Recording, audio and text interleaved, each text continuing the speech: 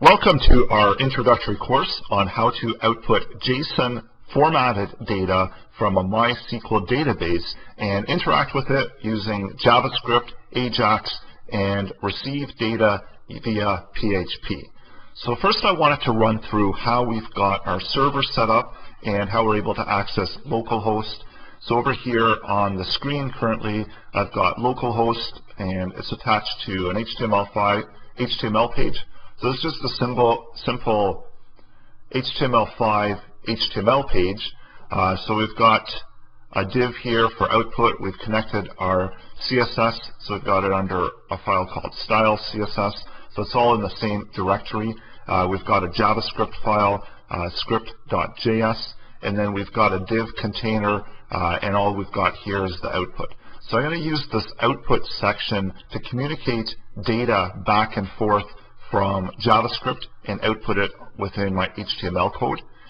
So this is just straightforward setup. I've got a div called ID output, and I'm going to be sending output data into this div from JavaScript. So my script file is currently blank. I don't contain anything in there. CSS has some styling for the output. So I've got a background color of beige, got a big font size so we can see the output text, and then I've added some padding to make it a little bit more presentable. And also, we're going to be looking at JSON files. So I've got a JSON file. So this is just a default JSON file where I've got a bunch of users, first name, last name, age, and so on. So we're going to be using this as our starting point before we actually hook up our data or our database and actually output content from the database. The editor that I'm going to be using is Brackets. So this is an open source editor, and if you want to download the same editor, or if you don't have an editor, if you don't have one that you like, you're welcome to go over to brackets.io. This is free to download, and it's an open source text editor, so it's really good for web design, especially for front-end design, JavaScript. So I've been using it a lot lately, and it's a really good editor, and also the best thing about it is it's free as well. So if you don't have an editor, check that out. And the other piece of software that I'm going to be using, so the browser that I'm going to be using is Chrome. And the reason I use Chrome is it's got a really good DevTools section here. So I've got, looks like I currently have some error there, so I don't have that json.php file yet installed. So I need to just refresh that. So I'm going to get rid of that error. So this is something that's from before, but I am going to be using the DevTools quite a bit, and especially with the console to communicate information back and forth.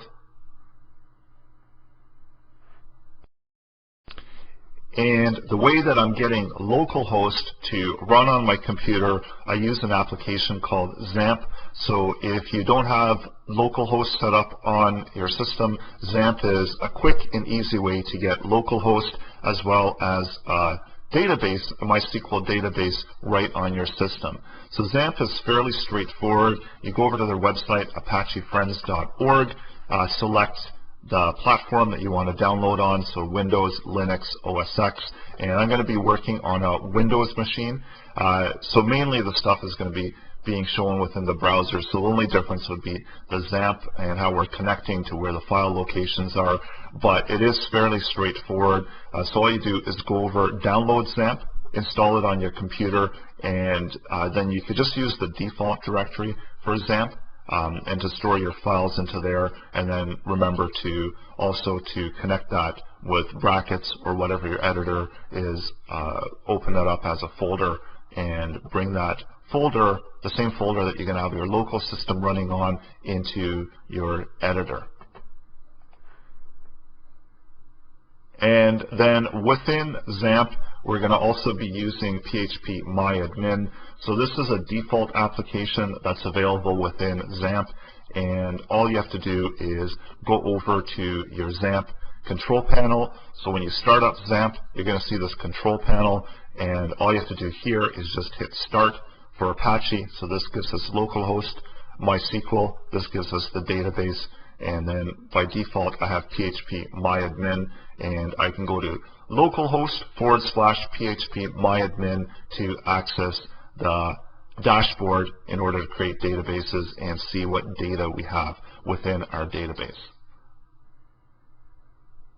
So that's a summary of all the tools that I'm going to be using throughout this course, and as well, I'm going to be listing them out within the resource section of this course. So if you want to follow along with the same setup that I'm using within this course, and I'm also going to be providing all of the source files as we work through the different lessons. So whenever there's some major changes within the source files, I'm going to make sure to include them as well throughout the course. So when you're ready, let's begin coding PHP, JSON, JavaScript, MySQL, and HTML.